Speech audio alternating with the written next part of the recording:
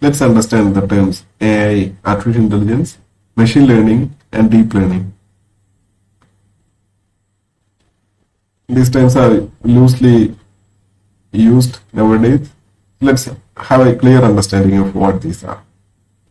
As per Wiki, artificial intelligence is mimicking the intelligence or behavior pattern of humans or any other living entity. Whereas machine learning is a technique by which computer can learn from data without using complex set of different rules. This approach is mainly based on training a model from data sets. Deep learning, a subset of machine learning, is a technique to perform machine learning inspired by our brain's own network of neurons.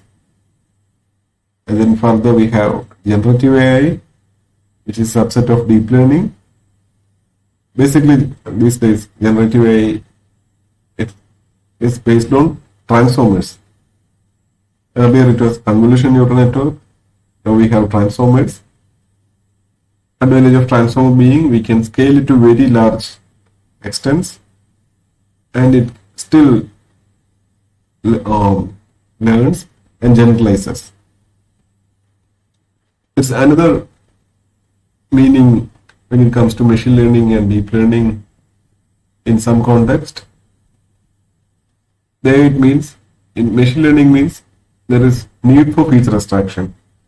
Some handcrafted features of the input, and then model will learn from the with the feature as input, and learns to predict whatever the required result is. And deep learning, on the other hand, feature extraction, there is no handcrafted feature extraction. Feature extraction happens in the model, and then based on the feature, model learns to predict whatever is needed to be predicted. Needs to predict.